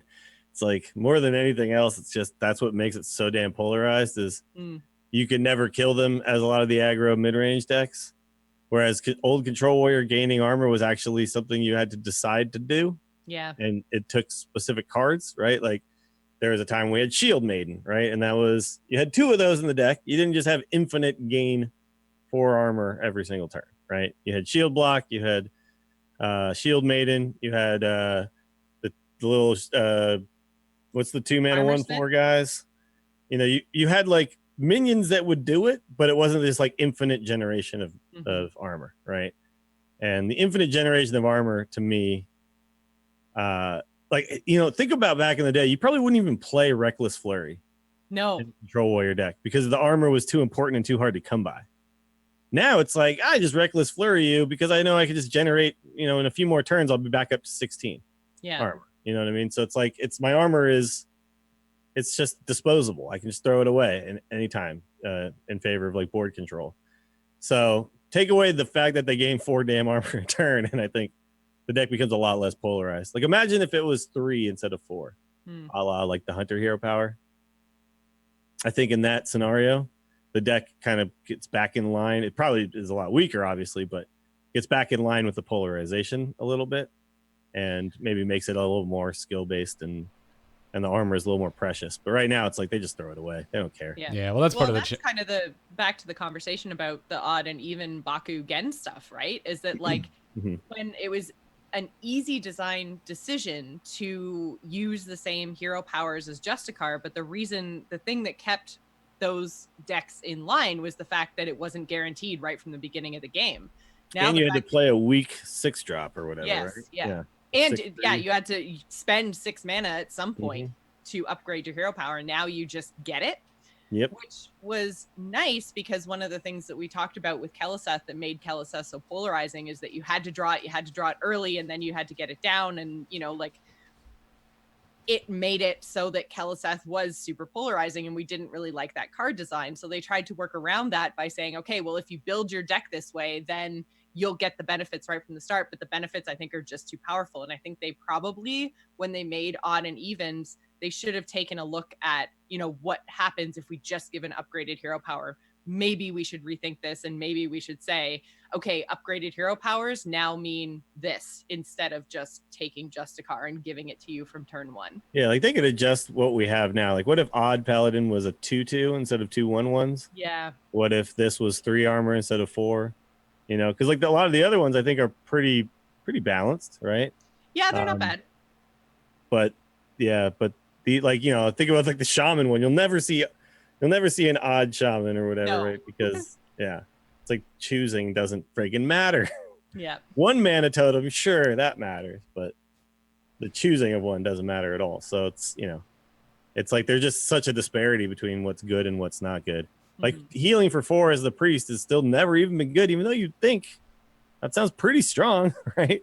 But if 4 armor is strong, 4 healing should be strong, but yeah, but you can't stack utilize your healing. healing to clear the board. Yeah. Yeah. It's an annoying deck in its current iteration for sure. I hope we see, they might just be waiting for the rotation, but I wouldn't mind seeing one more change during this expansion. And that would be a deck that I would like to see touched, not because of its power level, but because of its polarization. Yeah. Well, it's challenging, right? Because if you nerf it, I mean, how do you? I guess the challenge is how do you help it against what it's losing horribly to, while also making it not as oppressive to the decks that it dominates. I just think it's one of the annoying things when Warrior has one way to play it. Like there's the Rush Warrior, but there's just no, like when you see Warrior, you know exactly what it is. Yeah. Yeah. And it seems it's glaring in the meta right now because it feels like basically every other class has multiple options, multiple viable options. Yep. But every single other class has multiple versions of something. Yeah. Well, and even then, I feel like there are technically multiple versions of Odd Warrior, but it's like one has the quest, one is like mech rush stuff. Like it's still basically the same. They're both Odd Warrior. It's just one has Dr. Boom and one has the quests. Yeah, exactly. And they're all going to gain more life than you've ever seen. Yeah. Oh yeah. Well, I want to take one more question. Dills, who's our email from today? Let's see. We got James M, who says, "Hey, Tac Crew. I originally thought that the cost would be what pushed me away from Hearthstone, but now I feel it's something else. I played Hearthstone since just after release, and I pre-ordered the set since Old Gods. Started to feel a bit of burnout from the game after I got to rank 1 star, or rank 1 star, 3 stars. I'm guessing rank 1, 3 stars. That's what I'm going to go with. January, without achieving the coveted legend. But I kept playing all year until Rostickon's Rumble came out last month. As always, I opened my 80-some packs right after release, and I expected my excitement to increase. Oddly enough, I haven't logged back into Hearthstone since that day, and every new day I neglect to log in, the easier it gets. I still haven't seen the new single-player content. I have no idea what the meta currently looks like, save what I hear on podcasts. Am I just at a different place in my life where Hearthstone isn't for me anymore? Or do you think this is affecting quite a few other people similarly? This is an age-old question, but I'm not asking if Hearthstone is dead. I'm more wondering your opinion on whether this feeling is, 1, just me and where I'm currently at in my preference of games, 2, the natural cycle of a CCG, or 3, something the devs are doing which is pushing people away. So obviously, yeah, I like how James has approached this not in like the pitchforks are out type of thing. Like, I don't play the game anymore, it must suck. Like, just actually asking himself questions. Like, what is it that made me not feel interested in the game anymore? I wish more people would be introspective and quizzical about things like that rather than just suddenly turn to like the rage or just making the decision based on their own, just my evidence says this, so therefore it must be true. I think there's probably a combination of things. Like if you've been playing the game for that long, there's gonna be burnout. There's very few games that you can play for 5 years and then still be incredibly excited about it. I've stepped away from World of Warcraft several times. This time has been the longest for me, and I kind of thought that I never really would stop playing World of Warcraft for sure. But I think, after 12 or whatever, 13 years of playing it, it's just kind of inevitable, right? It's bound to happen. So there's probably a little bit of that. Maybe the decks that are currently viable just aren't really that interesting to you right now. Or maybe there's just, like the game is just gotten a little more stale in your eyes. That's not true for everybody, but definitely there are people who feel that way. I personally have had moments where I've been like, this meta is not fun for me. I'm not enjoying my time on the ladder.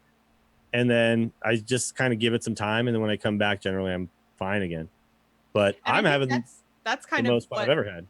Yeah, that's kind of what I've done too, is like there's definitely been months where I've pushed and played a whole lot more. And then there's been other months where I've had to step away to play other games. Like Dilge mentioned Warcraft. Like clearly when a new expansion, new raid comes out, like that's usually when I'm heavy into Warcraft, and then my Hearthstone time suffers as a result. But I think that's what's helped me stay kind of evergreen with this game, is the fact that I do take a few other titles quite seriously. And so I may not play Hearthstone every single day, but I play it a few times a week for a few hours a day, and that's been enough to keep me interested without getting burnt out. I think I don't know how, and I mean, well, we've seen a lot of Hearthstone streamers burn out, but there's no way I could play this game like 8 Yeah, to they 10 play hours all a day, day. every day. Like, Yeah. I could not do that 7 days a week. Like, no way. Yeah. And so I think that just for me, I would just ask if there is anything else in your game rotation. Like maybe what you need is just a month or two away, and then when you come back, especially if you come back like around the rotation, things will be so different that maybe that'll be enough to get you excited.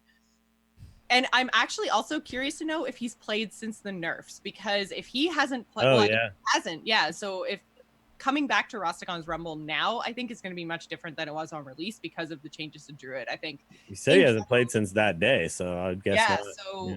I think you should take a look at the new meta and just give it a shot, because I do think it's a lot more fun and exciting than it was in the days of Druid. The other thing too is like trying not to get locked into one game mode. I think in this Mhm. game, like I play Wild, I play Standard, I play Arena, and I feel like that keeps the game pretty fresh for me. Yeah, Because if I played nothing but Standard ladder, I definitely which would is feel what the I do. burnout. Yeah, You know? which is why the playing the other games really helps me, because the thing that I do in Hearthstone is Standard ladder. So Mhm. But when you swap over to Arena, it's just such a different experience, right? It's the games play out so differently. I mean, yes, there are a lot of like you see a lot of the same cards, but you see cards you never see in Standard too, which is kind of yeah, an interesting way to play, where you're like, I have to play this card that I would never put in my Standard deck, Right. and I have to figure out how to make that work. And that's like an interesting new fun challenge. Or like I go into Wild, and especially if you let your Wild rank neglect, and your Wild rank is like 25 to 20. Oh my God, there's all sorts of craziness going on in there. that's totally where I am right now. I'm pretty sure I'm an angry chicken over in Wilds. You should go in there and just make some weird deck that makes no sense, and just have some fun with it, and try to do some stupid combo that you should never have any reasonable chance of doing, but you will do it because the other guy's also doing that too. Like there's like lots of fun to be had. You just have to kind of separate yourself from the thing that doesn't feel fun and try the other stuff, So Right. I think there's a lot going on in Hearthstone that a lot of people are denying to themselves by only playing one game mode. Yep. I think you're both right. I think you should probably play different things within Hearthstone, but I think, man, the idea of maining a game it was not a thing for a very long time in my life. I grew up just playing all sorts of different games, and it was that way for a long time. Even when, like, the first game I mained was World of Warcraft. That game took over my freaking life, especially when BC hit. I was in college. I should have been studying, but I wasn't. I was just gearing up. And Well, because like before Warcraft, and I guess like EverQuest would have been the kind of precursor to Warcraft, was like games weren't meant to be played forever. Like no, played Mario or Zelda, and you beat the campaign, and that was the game, and then you moved on to the next thing. And yeah, we're definitely in a different place in terms of gaming now. So, But maybe we've come full circle where these games, these evergreen games, are not the way that they once were, right? I think we to a certain. I mean, if you want to get bigger picture, I think we're definitely there. I think we're seeing a lot of games struggle to have enough content to feed the player base for long enough. World of Warcraft is certainly experiencing that to a certain degree. I think it's blown out of proportion, especially when compared to games like Destiny or The Division, which are these new like pseudo MMOs that I think actually have a lot more in common with Diablo than they do World of Warcraft.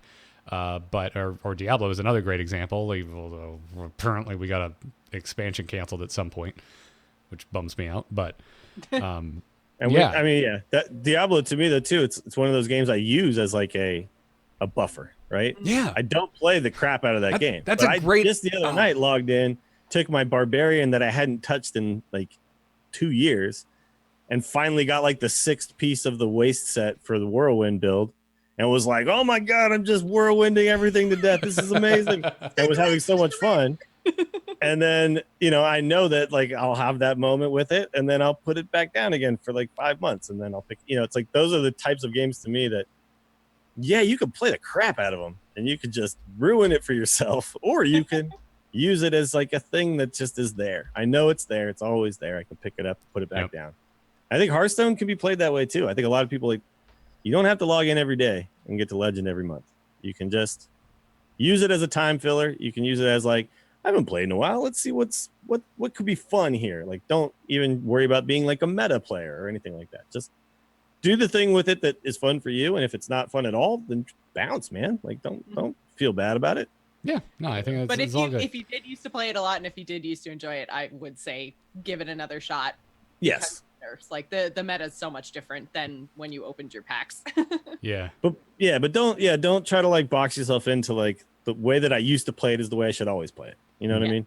Yeah, I'm curious if James plays other games or used to, because I know for me personally, like when I read James' email, my first thought was, dude, it's the holidays. I don't know about you, but this is when I'm like, bye Blizzard. I just take like 2 weeks off. I'm like, I'm done. I'm gonna go play Spider-Man or whatever the AAA title is that I've been wanting to play forever. I did the exact opposite. I did, like I said, I could never play like 7 or 8 hours in a row. I totally did that over the holidays. I played Hearthstone like New Year's Day and like the second and third. I played like 3 days in a row of like just Hearthstone. I feel like I don't know why I get the bug for one Blizzard game over the holiday break, and then I spend my extra gaming time with a non-Blizzard game, usually AAA, usually story-based, because I love story-based games and I never play them anymore. And this year it was Heroes, which is odd, but I just got this bug. Like Christmas Day, I just sat and logged like 8 Heroes games, which I never log 8 Heroes games in a day. I don't have the time for that. But yeah, it was. I did that earlier in the month with that, trying to get the gold for that Wonder William mount. Oh yeah, didn't you get it too? I did. I got it the day, I literally. And then they extended it. 7 a.m. the day it was supposed to leave the game, and then the next day they were like, "But don't worry, it's gonna stay." I'm like, "I hate you. Yeah. I hate you so much." But he's such a The beautiful things I boy. did in quick match. So another thing that I do with Hearthstone that I think probably helps me with the non-burnout is I do have the 2 other free-to-play accounts where I just don't have the same expectations as I do on my main account. And you don't have the same cards, which forces you to build differently, which I think it is also creates a new puzzle for me, which is how to win games without all the cards, right? It's like, it's just, I log over there. I don't play it very often over there. I just try to log in. If I'm really playing a lot of Hearthstone, I'm logging in over there every 3 days to finish all quests or whatever. But I don't like force myself to, I don't have OCD about that, right? Like I'll go like weeks without playing those accounts. But then I log in over there and it's just like, oh man, okay, so I got to get this priest quest done. It's like, what do I do? And I end up playing like some weird tempo based death rattle priest, which is like not ever a thing you'd play in the meta, but it's just fun for me there. And it's like so many different ways to play the same game is so cool. It's why Magic, I think, has existed 25 damn years and been so fresh, is you can just play so many different ways. You can sit down and play random kitchen table Magic. You can play dual decks. You can play super crazy modern decks that are all super tight. You can do whatever you want. Commander, vintage, whatever. So just try different stuff, man. Don't get locked in. At a certain point, just start injecting made-up format names into your list of Magic formats, because I probably won't catch them.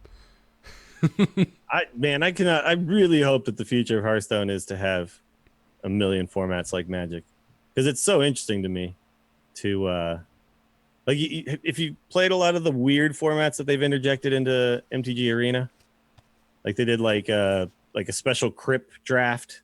A lot of them are sponsored by some streamer or something like that. Yeah. But they'll have like special rules. It's kind of like Tavern Brawl, but with more of a, like you're playing like actual limited, but then it goes like, oh, you get an extra treasure every single turn, which is essentially an extra mana. So like ramps you up, and then you draw 2 cards a turn. So it's just like crazy Magic, right? Yeah. This is the thing that Hearthstone, I really feel like it needs, because some of these Tavern Brawls, I'm like, man, what if that was just like a format? Yeah. That'd be cool. What if I could ladder with that, Yep. No, I mean, it's come up on the show so many times. And Sandbox mode. this is the year. It may help with burnout. This is the year where I'm just kind of, I'm the most like, I have no idea. I don't know what's going to happen to this game this year, but I feel like with how quick we just saw a balance update, and we know that tournament mode really is kind of not on the horizon, it's like, well, okay, cool. Surprise me, Hearthstone. I don't really know what to expect from here on out. I don't either. Yeah, I hopefully 2019 is a year of surprises in the Hearthstone world, because Cross your fingers. yeah, it's been 5 years of like kind of understanding what we're gonna get, and I would like to be wowed again. Surprise me. Yeah. Yeah.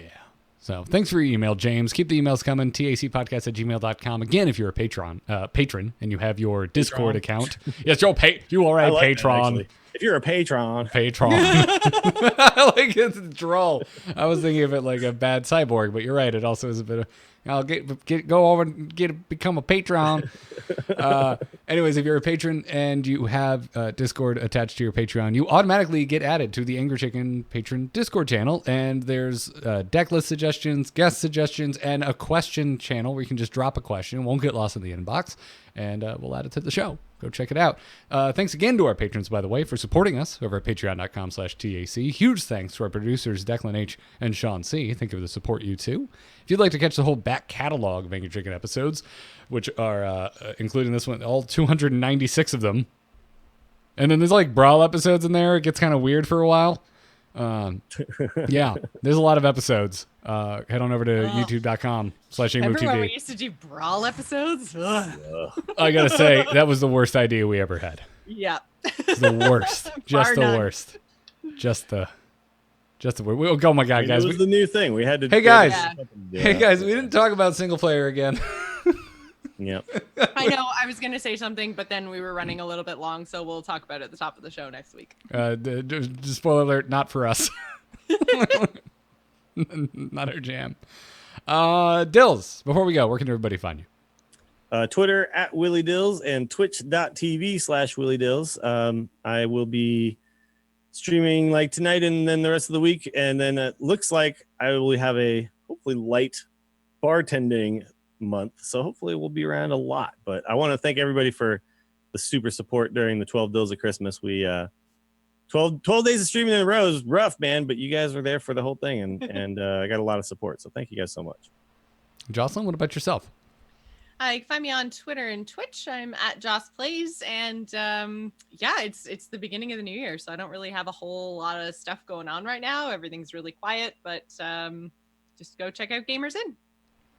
Rad. I'm Garrett Art on Twitter, everybody. All the shows I do are at amove.tv. There'll be a new Into the Nexus this week. Jeff Canado will be joining us. We haven't actually had him back on the show since all of the Crazy Heroes announcements. So that will be a good one to listen to. And my solo show is back up and running as well. So go subscribe to R2T2 by searching for R2-T2, wherever podcasts can be found. That's going to wrap it up for this episode. Thanks, everybody, for tuning in. We'll be back next week. But until then, job's done. Job's done. Job's done. Yes.